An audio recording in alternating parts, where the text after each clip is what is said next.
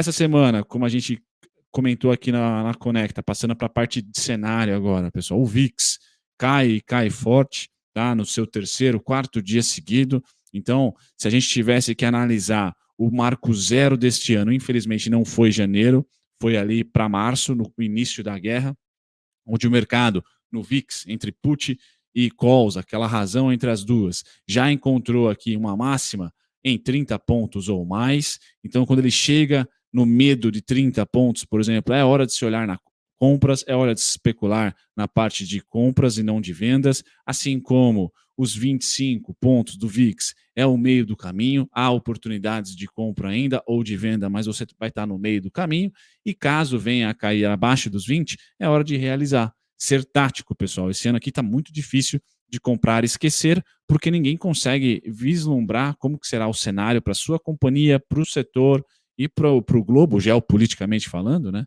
Como que será o cenário para aqui 6, 12 meses. Então, ser tático, tecnologicamente falando, a gente pode ser isso. Tá? A sardinha tem uma vantagem muito maior do que os fundos. Veja o seu fundo de ação aí tomando uma talagada de 20%, 30%, porque tem muito saque, porque é difícil sair das posições, porque são muito grandes. Nós, investidores, pessoas físicas, podemos. Então, acompanhar esses dados aqui no Conecta todos os dias, ou na sua casa, aí, se você tiver um tempinho, faz todo sentido se você quer ali estar acima da média na sua rentabilidade. Então, o VIX caindo, a gente cantou a bola, com mais o cenário da China apaziguando em relação à política de Covid. Bom, já vemos aí commodities tendo o ar da graça, dólar caindo finalmente, tá? E os emergentes sobrevivendo. Era cantar a bola, simples só não é fácil, né, pessoal? Porque, como o Gui falou, as headlines, as notícias, até por questões psicológicas, elas vão colocar o dólar a 5,40, a 5,50, porque o caos, né, a cantareira sempre vai estar mais vazia do que cheia. Quando ela estiver cheia, ninguém fala dela.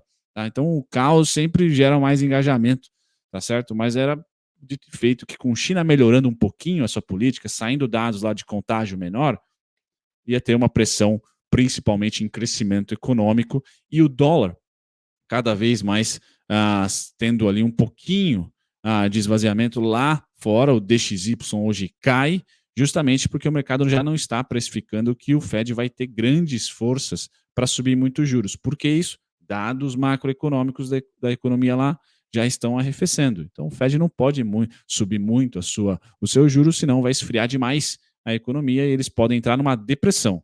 Recessão, tudo bem, um ano ali de economia crescendo pouco ou até não crescendo, mas depressão a gente vai para 1929, tá? Tem problemas ali também em 1970, não é algo que nenhum banqueiro central e nenhum político quer, que são anos ali de PIB tendo contração.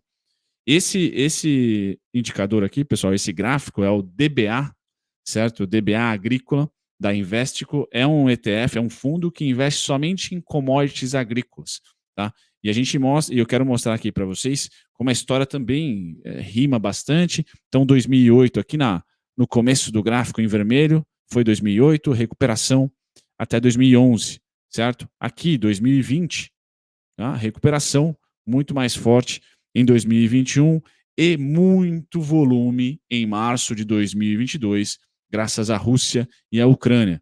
Então é difícil acreditar em dólar muito forte aqui, é difícil acreditar que o Brasil é venda, com commodities agrícolas aqui subindo bastante. Se você quiser monitorar commodities agrícolas, eu sugiro que você vá na sua plataforma aí, o TradingView tem DBA, tá? Esse é o ticker do ETF da Investico, certo? Esse ETF é somente de commodity agrícola e eu quero mostrar, sem me alongar muito, que a subida é nítida em quase 90 graus. Então, em nenhum momento em abril e também em maio, a gente teve um short em commodities, logo um short em Brasil.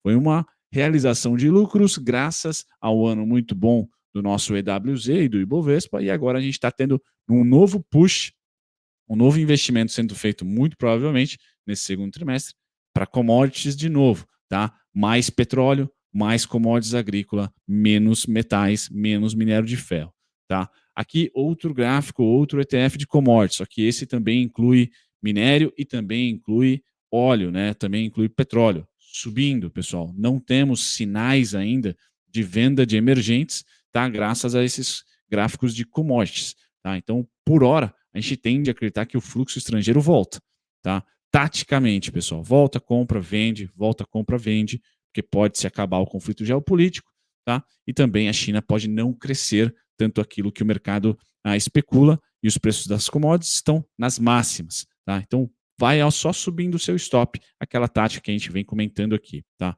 Finalmente, commodities para cima e dólar toma uma pancada, muito, tá? Muito do dólar caindo, pessoal, é o fato de que lá nos Estados Unidos já há dados microeconômicos e até macroeconômicos ali, relacionados até à inflação, se a gente tenta pegar ali os dados de alta frequência, dizendo que, olha, não necessariamente o Fed vai precisar subir muito a taxa de juros, tá? Porque todo esse ambiente de inflação, mais de crescimento menor vindo de China, pode também impactar no consumo e já temos indicadores norte-americanos dizendo que, olha, estamos consumindo menos, tá?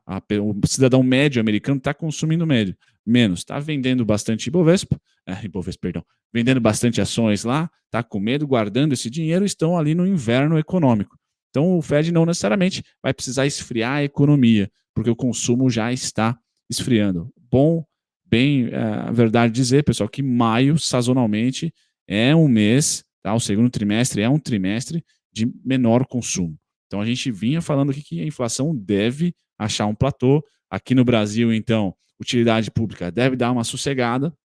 Você viu as suas elétricas aí já dando uma sossegada e, de repente, a sua small cap subindo 10, 8%, tá? O bancão segurando bem forte, tá? Até subindo bastante também. Então a gente deve ter essa mudança de fluxo, tá? Um pouquinho de commodities, acaba tendo força por causa do conflito, tá certo? E da China voltando à normalidade pós-Omicron, assim a gente espera, para curto prazo, tá? E aí no terceiro TRI a gente vê como é que está as condições aí de alocação, mas foi esse cenário que a gente traçou para vocês e por enquanto estamos nele, tá? Agora muito melhor porque o dólar cede aqui no Brasil e eu espero que o dólar vá testar os 4,55, vá testar os 4,60 no mínimo, tá certo? Quem sabe nesse contrato já, tá?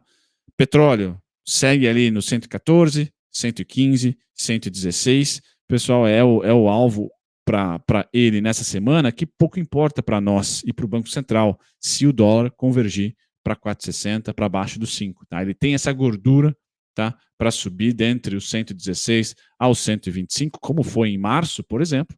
Tá? E mesmo assim, o nosso Ibovespa subiu, mesmo assim o mercado comprou a ideia do Roberto Campos. Então, o Banco Central brasileiro ganha credibilidade hoje. Tá? O cenário para ele essa semana aqui é muito melhor do que a semana passada. Tá? O que, quanto mais próximo de junho temos sossego, tá? Melhor é para o nosso mercado. Tá? Minério de ferro segurando, tranquilão lá nos nossos preços, que eu acho que é o justo para esse ano, que é a faixa amarela aqui, era meu preço-alvo para o ano. Tá? Durante um trimestre eu fui esmagado ali, chegou até os $170. Agora está em 128, 118. Deve se manter ali por um bom tempo. E a nossa curva longa, pessoal, que é a mais importante para a sua small cap, para a sua construtora, tá? Convergindo aqui. Lembra que eu falei para vocês que vai chegar aqui nos 12,13, 12,32 e o mercado vai dar uma pancada para baixo, porque o Banco Central está com credibilidade, tá? E as condições macroeconômicas em maio tendem a ajudar os juros a fechar? Pois bem, ajudou mesmo com aumento do petróleo, o nosso juros não abriu. Tá? Então, nessa faixa aqui, ó, dos 12% a 32%, lá em fevereiro, nós chegamos, em abril, né, nós chegamos ali a 102 mil pontos, 104 mil pontos. Tá? Então, se manteve, tá? Deve se manter, foi assim no ano passado, tá? Quando a gente achou o fundo aqui, tá? De novo, repetiu. Então, está muito claro para mim como monitorar a pontuação do Ibovespa via curva de juros longa. Tá? Sempre que a gente testa ali os 12,32, manutenção dos 102, 104 mil pontos. Tá? Se fecharmos, como foi em março, tá? Se fecharmos para o 11,36, 11,17, é batata que o Ibovespa vai para 120, 124 para mim, tá certo? Assim como se fecharmos ainda mais, tá? Para 10,52, a gente passa do 130. Então, acompanhar juros, pessoal, é importantíssimo, acompanhar petróleo também, tá? Isso faz toda a estratégia nossa ser cristalina aqui. Quem estava mentindo, quem estava deixando a gente estressado era o dólar, que agora está dando uma acalmada e assim a gente espera. Juros fechando, tá? Até os 11,30, 11% aqui, pessoal, levando o Ibovespa de novo para 120, por exemplo, não vai impactar, por exemplo, no dólar,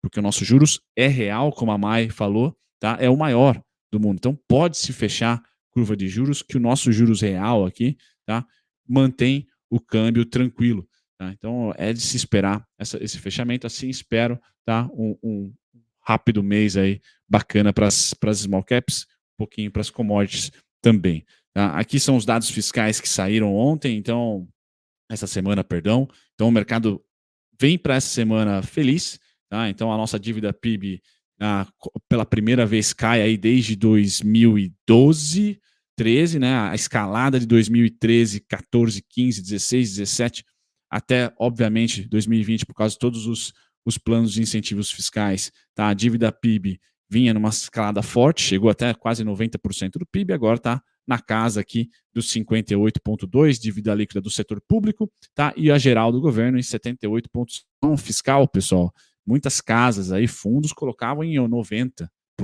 para o ano inteiro. Tá? Estamos aí a 78%, então é um número também pró-risco para nós. Então, de novo, commodities ganham força. China já tinha anunciado que o fluxo de notícias boas iria chegar, iria acontecer essa semana. Lembrem que a gente foi amassado e muito por riscos globais, não por riscos Brasil. Tá? Commodities não caíram, como eu mostrei para vocês ali, o suficiente para mostrar essa queda nossa até os 102. Tá? Então, notícias ruins fazem pouco preço hoje. Notícias boas explodem, podem fazer muito impacto, tá? Devido a todo o cenário ruim que Abril nos reportou. Com isso, pessoal, a gente vem para dólar e índice. Gui, se quiser comentar alguma coisa antes de eu falar dos pontos do dólar, tá? Senão eu já comento aqui sobre dólar e índice.